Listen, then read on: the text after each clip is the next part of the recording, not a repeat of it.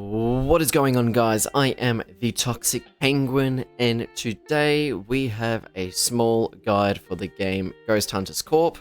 This has been a game I've been playing a lot lately and absolutely love. Been having so much fun with it and am streaming it quite frequently over on Twitch. Link as always to my channel is in the description. The guide today will be how to identify the ghost to help with the exorcism you have to do to beat the level. So yeah, let's get right on into it.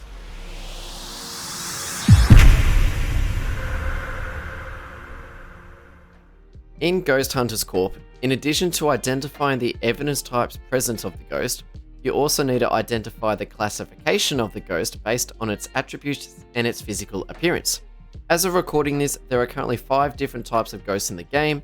They are the Poltergeist, the Shadow, the Revenant, the Demon, and the Child. This number may change in the future, but as it is currently, there are only those 5 ghosts, so let's get on into the different kinds of ghosts.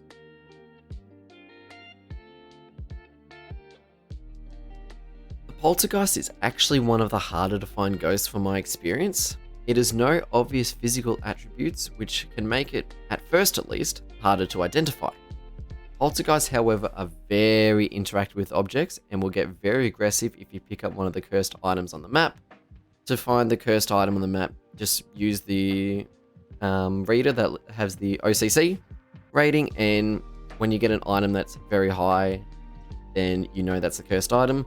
The other way is to use the sniffer, which requires a higher level to unlock, so that might not be an option.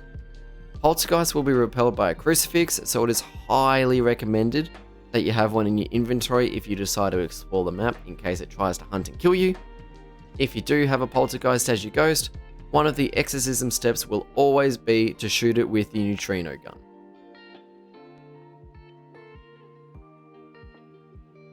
The Shadow is one of the easiest ghosts to identify. It has a very different character model. It is jet black and has a fuzzy and very disformed look to it. They also tend to not be huge fans of lighter areas and prefer to be in the dark. So having the lights on can actually limit its movement, but it will go into lighter areas. It's just not as likely to. And just like with the Poltergeist, shadows will be repelled by a crucifix. So as suggested with the Poltergeist, it is a very good idea to have one with you if you're going to investigate the map, whether it be to find a cursed item or do whatever. If you're going to investigate the map and you know it's a shadow, it is a very good idea to have the crucifix. And if your ghost is a shadow, one of the exorcism steps will always be to flash the ghost with an instant camera.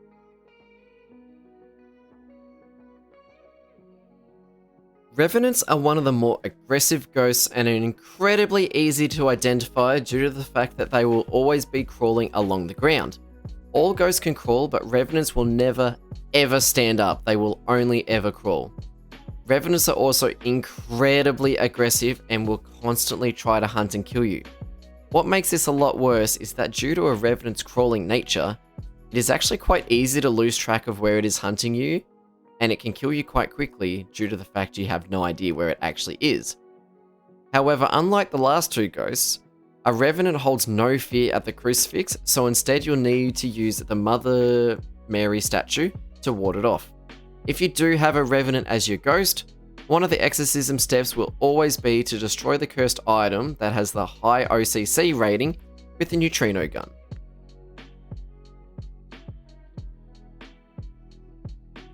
Along with Revenants, demons are ultra aggressive ghosts which can actually be somewhat hard to identify at first due to the fact it has no obvious physical attributes to separate it from other ghosts.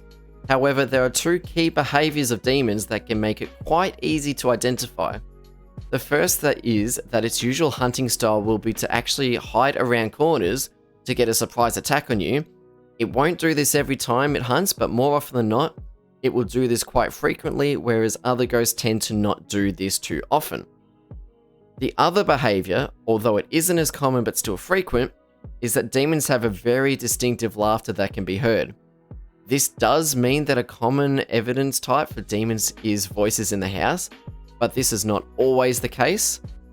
Crucifixes are incredibly effective at keeping demons at bay, so it is highly, highly recommended to have them nearby when in the building due to the fact it is a very aggressive ghost. If you do indeed have a demon as your ghost, one of the exorcism steps will always be to read from the exorcism book.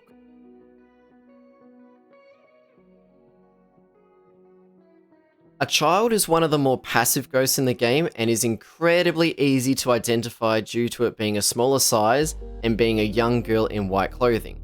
The same character model as one of the Phasmophobia ghosts for those familiar with that game. And like with Revenant, child ghosts will be repelled by the statue, so always have one nearby just to be safe in case it does hunt. Unlike all other ghosts though, a child ghost has no specific exorcism steps associated with it.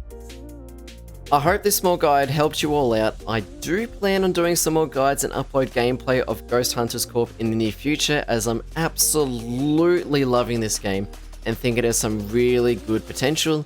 If you want to see that future content, make sure to subscribe to the channel so that you don't ever miss out on any of those videos.